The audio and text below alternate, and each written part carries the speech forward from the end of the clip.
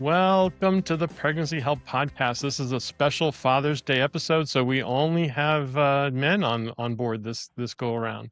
So with me is going to be Josh Cheresnick. Now, Josh is a newer team member for Heartbeat International. He's actually on our next level Center Management Solutions team, doing a great job. But he has a tremendous amount of experience working in the pregnancy center, involved as a volunteer, being married to someone who worked full time in the pregnancy center, is also, by the way, on our staff in a different role, Michelle. So we're grateful for Josh joining us. And we have Nyles. Nyles Pinckney is the men's healing coordinator who's with support after abortion. So it's a great opportunity really to talk fathers.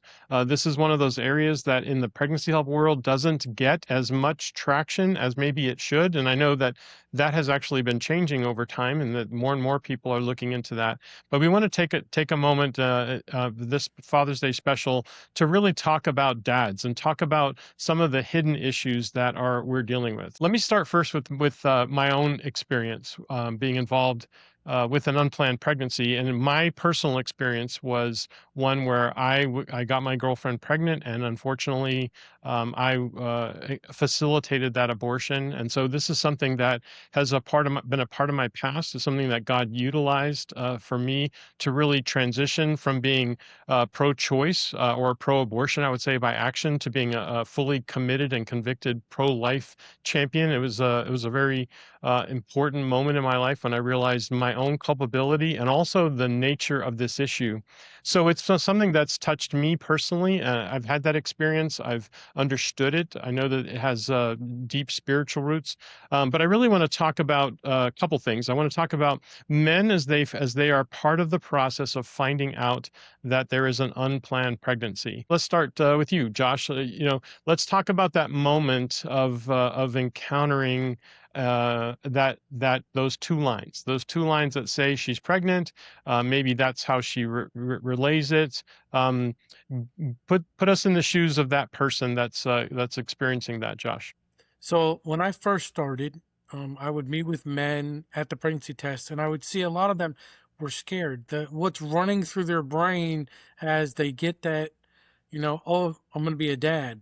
And hearing that can be scary because then you start thinking of, how am I going to afford it? Am I ready? I don't, what is it to be a dad? I don't know. How do I do these things? How do I swaddle? How do I put a diaper on?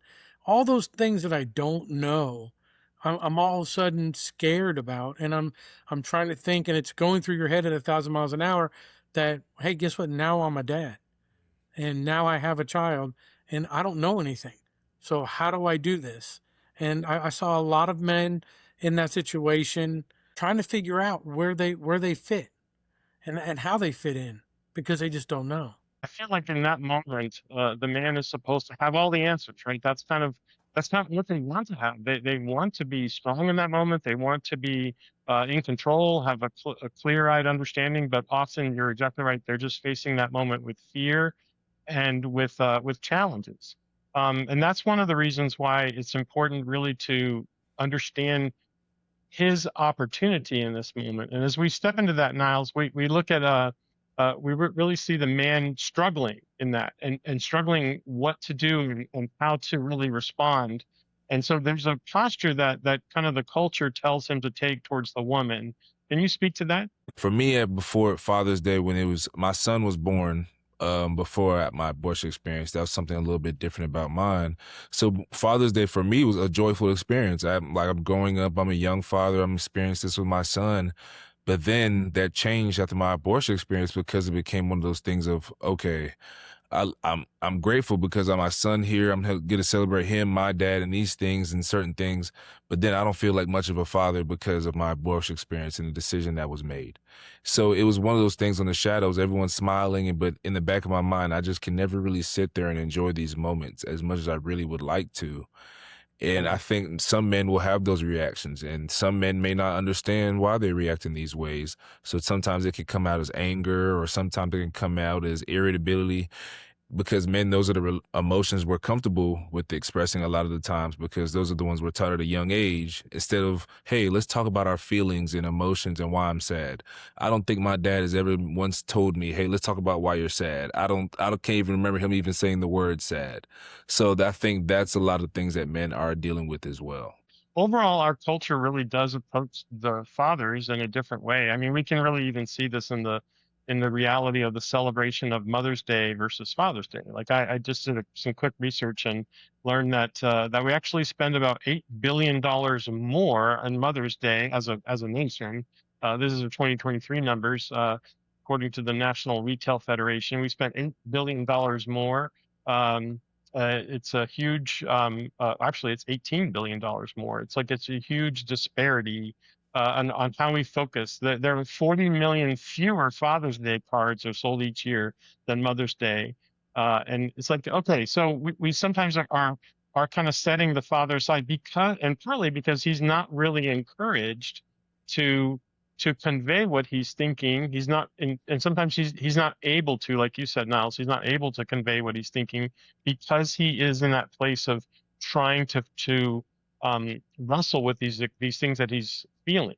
But many of the men's experiences really in pregnancy decisions have remained invisible even away from the pregnancy center, and I would say like in church spaces or the culture at large.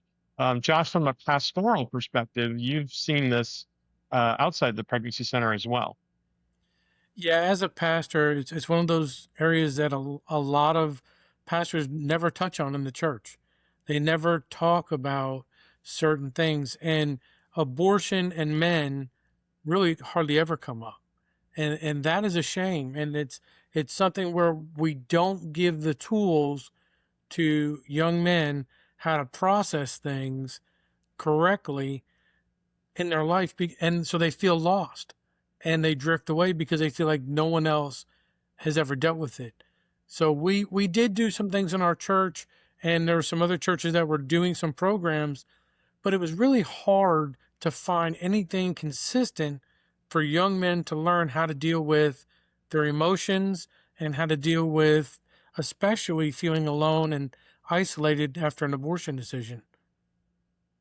Well, I would say that the church is also, at least from my perspective, the church is weak on encouraging men's responsibility, even in the unplanned pregnancy. Like, even kind of before you get to the abortion, if you're going Hmm. to do these things, there's a responsibility, and the church could certainly be stronger in that. We can watch whether a man leans in or shuts down during that decision-making window. Like, what do you think is the difference, Josh, on that reality? Will they lean in or will they step away? A lot of what I've seen and is their upbringing. So young men that come to the center with a father in their life are more willing to stand up and try to make a decision. Those who have no idea or don't have a father in their life, it is harder for them because they don't know what to expect. And we've seen that on both sides for young men and young women, but especially for young men, if they don't have a father that they can look at and see, they will stay silent. They will fall back on what society tells them, which is they don't really have a voice in this or a matter in this decision. You've done something wrong. There's been no support for them up until that point. Kind of going along with what I mentioned a little bit earlier, is something that starts earlier in your childhood. I think that's something a lot of ways conversations approached as men or young men or even boys. Okay, when you're having something and you're playing a sport growing up, when you have a bad practice or something like that, how have you seen your father handle it and approach you about it? Had most dads, they're most like, you got to play better. They're that aggressive, like, I in it, dad. Like my dad, I played football. My dad, he wasn't the most into it, but he always gave me that after ride home speech. And it was like, if it was a bad game, he'd let me know. And even if I was sad, it was one of those things of, hey, don't cry about it. You put that away. We put that and perform better the next time. And at times, I think that can go to men as well, because when they go through their abortion experience, because when some men that experience their first abortion experience after that, they're like, I felt terrible. You know what? I'm not even going to let anyone know about this, but I'm going to keep this to myself as a learning moment. Like my dad used to say, I'm going to put it away. So when the next time steps up for me to be a father, or steps up when my partner tells me she's pregnant, I won't even have to use this moment hopefully I can push it so far away I forget about it. I forgot this bad Mm. game. I forgot this bad play. Because that's me speaking in sports terms, because a lot of times men growing up, that's something they're used to. Or when you're going fishing, you can't catch, you have a bad day of fishing. You don't catch anything on your line with your dad. And he's like, hey, well, there's more fishing to see. And I know we've heard that saying in many different ways, but a lot of times men, we hold on to these sayings and we may think of it as small things that we're younger, but as we grow up, we fall back on our training or we fall back on sayings that stick to us. So even in the hardest situations that we have no idea how we'll get through, we'll be like, what did my father tell me? Or how did he tell me to handle situations like that? So I think a lot of times it becomes generational things where it's not something you share of hardships or things that happen to us. You don't talk about your problems. We just go, you figure out, do the most manliest thing that you've been taught to do. So that's chop wood or go lay bricks. I don't even know how to do these things, but I'm just saying that's some manly things I would think of. Far as like that compartmentalization, takes a good quarterback to forget the last a bad pass that they threw, that last pick. It takes a golfer that has to forget that shanked shot. I'm not a fisherman, so I would have no idea what you do when you're not successful at the lake. But these are things that men are taught to do. Kind of set these aside, move on, forget them as if they never happened. And unfortunately, that's how men also approach these moments. But also, there's an expectation that they then move on as if they never remember those things, and that's what we know is not true. We know that men do regret abortion, and that they will, in time, begin to wrestle with those things. Maybe not all men, just like it's not necessarily all women, but they will begin to wrestle with that decision in the past. How have you seen that them kind of come to that realization and begin to wrestle with that decision that either they were at fault in not doing more or actively pursuing for their girlfriend? It's first to see how the man responds to certain things in that situation. I think the biggest thing is when he first initially hears of when she says she's pregnant, and you kind of go back to that thought process. And a lot of men, I feel like mostly have the same answer or responsive is, "Are you sure? Are you sure?" I was like, I think she's pretty sure. I think she told you she did her steps. So I think that's one thing that a lot of men, that's one that they go to, is feeling that space of, are you sure, shocked. But it's not more of in the space of really asking the woman, because in his mind, he's really asking himself, are you sure? Like, are we sure we ready for this? Are we sure this is something that I can do and be a father and step into this space? And maybe depending on how your childhood was, it was either, am I going to be a better father than what I had, or am I going to be this? Can I live up to what my father was? And it's always these different expectations. And this is something that as we're growing up, you don't really think of as when you're a boy, teenager, but when you get started to that young adult age and you're dating and you get out there, or maybe for me, I learned at a young age to grow up, that is this something that I'm prepared to step into? And when my first experience, like I mentioned, my son, when I found out, I stepped into it because I'm from South Carolina, the Bible Belt. So all we know is you take care of your child. That's something that happened. Abortion is never mentioned in churches. You don't see billboards. You don't see any of that. So when it came to that time, one of the first things she said was, "I'm having this child," and I was like, "Okay, that's all I know." So I was like, "That's fine. I'll be a father." So some men will have that approach too. Is like, that's fine. Like, that's what I wanted to do. That's all I know. But then you have these other men. The woman was to make the decision to have the abortion. Like, there's nothing you can do, and they're like, "Well, I have no choice over your body." But then this is kind of goes back to what you said about not speaking up.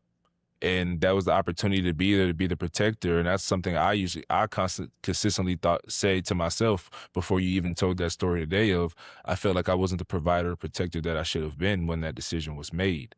So that's something with men having to go into that and also think about their role in the abortion. A lot of men, I feel like, may not want to say they have a role. They may not want to accept that they had a role because that makes it harder. That makes it feel more real. That makes it feel like I actually had a part in this, and that there's something that I have a reason to be upset about. And we don't want to be upset about anything. We want to live a happy life. We want to be able to have these good days. We want to go watch our sports teams. We want to go hang out with our guy friends. It's just we want to do all these things, but then we can't really do that when we feel like something's weighing us down. We don't know what it is because it's uncomfortable. It's like, as a man, we like being uncomfortable if it's something we're familiar with, But emotions, what we've had our whole lives, we're not comfortable with those. We're not comfortable sharing these things. So to really, I say all that just to be as a lot of men, when they do step into this space and they're trying to figure out who am I going to do, who am I going to be as a father? Another thing is, even after their abortion experiences, what was my role? Some of them say they didn't have a role. Some of them say I just supported her. Well, when she asked, what did you say? So I just say a lot of men, when it comes to, a lot of questions come up, but the biggest one I can say that stands out is initial response is, are you sure, or shocked? Yeah. And so when they have that, are you sure? And some of them will lean in, Josh. You've seen this happen in the centers. You've seen certain men step, like, just like the phrase says, lean into what's going on with an interest, with an understanding. They don't have all the answers, but they're saying yes to the moment. Like, how do you, what do you think separates that person? I know you mentioned earlier, if they had the example of their own of a father, but what else might be in that equation that helps that man to lean in and support her definitively, not with the kind of like, half-hearted, whatever you want, honey, like kind of thing, but the more steps into that, I'm here to help you. A lot of it is in the center. So when we started talking with men, I would meet with them the day of the pregnancy test and giving them the information and giving them the ability to really just talk to someone privately in a room where they could get the information and the feedback they need, because a lot of guys never think about it. They don't know what they don't know. And when they get into a room and you're able to be there as an advocate and another man who has children and can reassure them, can walk them through what they're feeling, understand, to know, hey, it is scary, but you have a place. You can share those emotions. It does help. And I think when the men are treated inside the center and even in the church, when they can go to someone and get information and talk and get reassurance that it's okay to show your emotions. Because to Niall's point, I played football in college too, and guess what? You don't show emotion on the field that way, but you show emotion all the time. You're always emotional. You're jumping up and down. So this is a point where it was really the aspect of pointing out to men, you are a father. Your girlfriend just had a positive pregnancy. You're a dad. Now what are you going to do? Because now that's your child. How do you feel? And giving them the opportunity to say they're scared and to really pour out to you what's going on. I think the male advocates really do a job of making sure that the men are heard, because that's sometimes they're shot down at home. It's my body, my choice. Like, and then they go, okay, well, it's whatever she wants. And I'm like, no, you're the man. It's time for you to take that role as the head of the household, because now you do have a home. You have her and you have your child. So now stepping up as a man, and some take to that much easier than others. The fight or flight kind of mentality, and so y- and I'm not trying to excuse men whatsoever. That's a Yeah. real psychological thing that we wrestle with. Of do I fight or do I flee? And so this is one of those areas where sadly too many men are too quick to flee the moment, out of what we've talked about. Some of it is actual selfishness. Like, let's also be upfront with that. There's a certain place where selfishness is a factor, not just for men but also for women. What they perceive ahead, the women are the quicker. I think the science shows us that to perceive the death of their future. It's like it's either the death of this child or the death of our future. Is kind of how it's couched in some of the studies from the early 2000s. But the nature of men is really one to say, well, it's not my problem. And some of that my body, my choice business has actually reinforced that concept of it's not my problem, it's her problem. This is her body, right? So she's got to make this decision. And of course, that puts us all on the complete wrong footing for that conversation. We really need to bring him back to the moment that, nope, this is your doing as well. That's what the science tells us. That's what the scripture tells us. That's what biology itself is all about. But this is one of those areas where when he leans in, now this is where men can help in the center. And Josh, you've been one of those counselors in the center. You've seen that. What's the importance? Women can do this very well, but can touch another man's heart in a certain way, can challenge him maybe in a certain way that women can't. Talk about being a men's counselor in the center and how that really changed the dynamic. Yeah, as a men's counselor, the biggest thing is your transparency. It's allowing them to talk to them and be real. You know, when I first became a dad, it was scary. Um, Michelle already had Allie and Casey, and Allie was 11. I was going to walk in as stepdad, so I had no clue what I was doing. I was a 28-year-old rodeo cowboy. I had no clue what it was like to be a father with a family and do those things. So it was very difficult, and it was being transparent that I was scared. I know you're scared. I'm telling you my experience. So what I found was the transparency that men come into the room with really affects that young man's decision on how he's going to move forward. Because if you're just there saying, "Oh, the Bible says this, and this says this, and this says this," and this, they're lost. It's really about the connection of the man and the man in the moment. So as a men's volunteer, you're in there trying to show them, I'm just like you. I had doubts. I didn't know what I was going to do. I didn't make enough money. Everything you're feeling right now, I felt when I became a dad. And it doesn't matter how old your kids get, you still will have that feeling that, did you do a good job? My daughters are 37. Did they do a good job? My grandkids come to me, am I doing a good job? And that's really what a guy wants to know when he's sitting in that room is, how do I move from where I am now to where I need to be? And I And think, do a good job. Yeah. yeah, it's really showing them who you are and not trying to sugarcoat it. It's going to be difficult. There's things you don't know how to do. Like I had no clue how to swaddle a baby. Guys don't learn that stuff. I remember How the to first burp a time. baby. I'm like, yeah, let's burp. No, you gotta. So, but sharing with them, I didn't know that stuff either, but we can teach that to you. Those are skills you can learn. Like everything else, you learned how to tune up a car, you learned how to play football, you learned how to, use AI. You can learn how to put on a diaper. You can learn how to, warm up a bottle. Those things are skills you can learn, and just being reassuring and being there for them.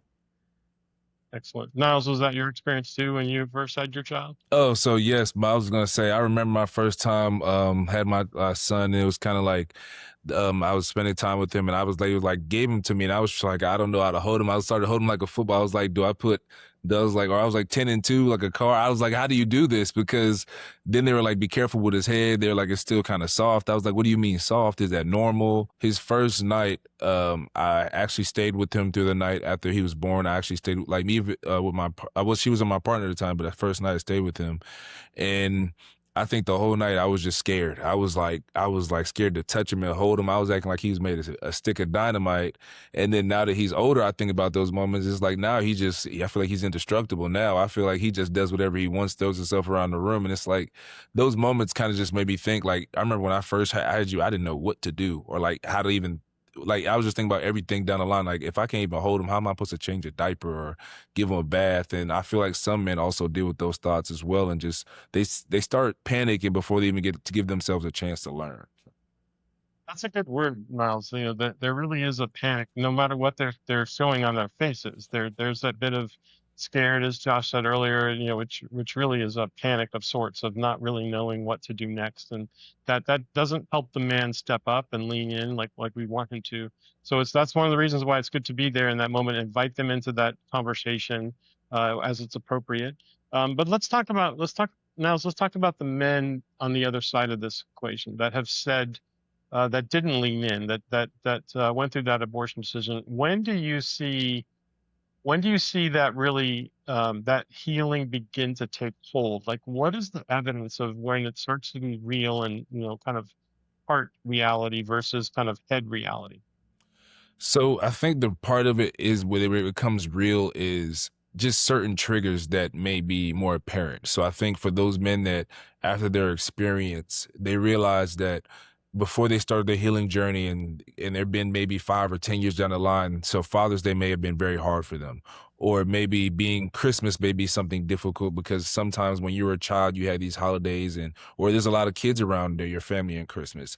But then as they go into those holidays before their healing and they realize something's not right. Why am I on Christmas or Thanksgiving? Why am I sad? Why do I feel uncomfortable? Why do I feel like everything is going on and I just feel stuck? And they start to realize these things. They try to talk about it, but they don't know the words to put with it. But then it becomes apparent, and I can go back to a recent experience I had in a group I actually facilitated with a man. He's been on his healing journey for about 18 months, and it was actually on our new resource. It was part of the words of Finding Solid Ground. It's a faith-based resource that we have, and it was my first group and the first time ever doing this resource. And he told me this was one of the best parts of his healing journey. He's been on his healing journey for about 18 months. But he said the difference that this showed is he was like, I've been able to give my child a name. I've been able to make a life for my child that I felt like I lost. I feel like I'm actually able to talk about a lot of these things that I haven't been able to share with anyone else, even though it's only been 18 months, but he's done it with talk to different people. But when we were going through Finding Solid Ground, he really felt like all of the triggers before were so minimal. They, instead of them being triggers, they became lessons. They became reminders. And he used that word of those were reminders of how I approach others. And it's even led him to want to facilitate groups and certain things himself. So I think the biggest thing I can say is when you see the difference in a man is when he talks about the things in the beginning that were so hard for him, when he talks about them in the slightest sense, he's like, oh, that's nothing now. Like, I've grown from it so much now. You know how we are as men. We may have had something that was hurting us or really beating us down at one point, but then we would think back to it, we were like, yeah, I needed that at that moment, but now I'm fine. Like, if that tried to happen again or that moment happened again, I'd dominate. I'd handle it perfectly. Yeah, and that's the evidence of when it's really taking root in his heart. We know that healing is always a journey, right? There's like it's like layers of an onion. We know that's the work of the Holy Spirit will continue on into the future. Sometimes there's opportunities to step back and to really um, reconcile some of those things. If nothing else, we do it in a spiritual sense, right? I appreciate the naming of the child. I know for us in the program I was involved in when I was in the center, we had a kind of a victory party, and it's really it's victory over that moment. It was a celebration of in a remembrance. So up to that point, it's mostly hurt and it's mostly pain, but at some point that transitions into a celebration of the gift that God had given, even for that short moment, and the gift of healing. In that way, then the memorializing that child. So, and this is in South Florida, we had some men who would do things. We would go to the beach, and I can't do that now because I'm in Ohio, and the beach is like 500 miles away. But when we were in Fort Lauderdale, we would see men would go to they would write a letter to their child. They would then do something as a memorial. And I've watched men basically who took items and that cast them into the water. Like they took a small glove and a bat, because they are memorializing the moment that they missed with that child of being able to play ball with them. I've heard of someone who actually crafted a flute, like a recorder type thing. They actually did it with their own hands, and then this was in the mountains when I was in Colorado. They actually took it, played Amazing Grace at the top of a mountain, and then buried that flute there in honor of their child. And so they transitioned from that hurtful season to a point of being able to celebrate that life and realize, like, look, that there is this reality of heaven. There is this understanding we'll be reunited. There is this moment of deeply memorializing that. To me, like, that was just so amazing to see men be able to do that, particularly, and that was the very obvious evidence that they had traveled quite a journey. So let's talk about men's identity. Because since we're talking about Father's Day, we're talking about, day, we don't do like the men, like the women, we don't have brunch, right? We go to the grill, we get the meat out, right? We do different things. So there's this whole thing about an identity as a father. Josh, talk about really that connection of helping men understand their place as a father, whether the child lived to that moment or did not. Yeah, I think it's for their identity as a father to understand that regardless of the decision they made, and I've dealt with some guys who are on their second, who've had abortions come in. You're a father as soon as that child is created, and that's something you have to step into fatherhood and learn about. And we used to go through a lot of classes with them, and they would always ask, like, what should I do? What do I need to read? How do I need to move forward? Because up until the baby's born, they're that, well, I'm going to be a dad. And then once the baby's born or not, I'm a father. So we read a lot of books about Fathered by God and used that program a lot to teach them how to become fathers and what does that look like, and how to step into that identity of, I am your father and I'm here. There's a certain kind of role that we play in a child's life, and that is that protector, that encourager, teaching them certain skills that we want them to know. Um, my pastor now has 4 boys, and I feel bad for him because they're tiny and they're growing, but he's outnumbered by them. And he's like, how do I? And it's very simple. There's things the boys want to learn: how to fish, how to ride a bike, how to do. And at different stages, you have different jobs with those kids at different times in their life. And all the way growing up, my son is 32 years old. I have a different role at 32 than I had at 3. Let me give you a quick story from my own fatherhood, and then we'll close this out. But I remember, and my oldest, who's now 37, but he was 3 years old, and he was in a bathtub with 3 inches of water, and I managed to leave the bathroom for, like, I don't know, maybe 45 seconds, maybe it was 60 seconds. It wasn't long, but I came back and there was water everywhere in the bathroom. Like, that 3 inches was now like 1.5 inches, and it was everywhere in the room. And I looked around at all the water, and I said, Jared, I said, how did all this water get all over the walls? And he said, I don't know. And it's as you know, that's probably a good answer at a certain point. But that was in that moment, talking about self-aware, and I was like, I realized, like, oh, I do that myself. I do that to God. I sometimes, like, look around at the mess that I've made and said, I didn't know how that happened. And I learned in that moment I need to be much more self-aware when I'm approaching God. But something I learned really, marriage teaches you about yourself, but children teach you about the Father. So no matter how we encounter them, whether it's in that brief moment in an unplanned pregnancy, or it's in the birth and whatnot, that both of you have talked about, like that we learn more ourselves about our Father in heaven, because of how we understand our own relationship with our children. And so I appreciate you guys, gentlemen. Thank you for being a part of this. We're grateful for an opportunity to have a special Father's Day issue. We ask that you please subscribe to Pregnancy Help Podcast. Thank you for listening. And of course, happy Father's Day.